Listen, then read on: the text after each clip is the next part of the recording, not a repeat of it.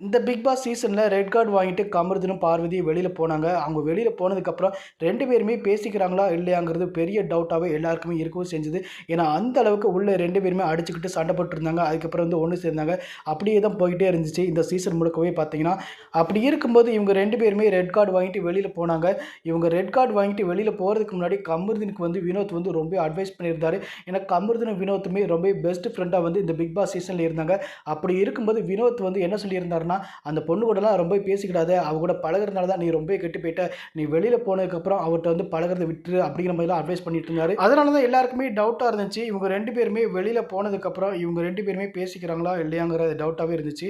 அப்படி இருக்கும்போது தான் பார்த்தீங்கன்னா கம்போதர் அவரோட இன்ஸ்டாகிராம் அக்கௌண்ட்டில் பார்வதியை ஃபாலோ பண்ணவும் ஆரம்பிச்சிருக்காரு. அதனால் பார்த்தீங்கன்னா இவங்க 2 பேருமே இப்பவும் பேசிக்கிறாங்க அப்படிங்கிற மாதிரி தான் தெரியவும் செய்யுது. அதுக்கப்புறம் இந்த பிக் பாஸ் சீசனோட கிராண்ட் ஃபினாலேயோட ஷூட்டிங் நடந்துகிட்டு இருக்குது. இந்த சீசனில் பார்த்தீங்கன்னா கடைசி வாரத்தில் செலிப்ரேஷன் வர மாதிரி இருந்துச்சு.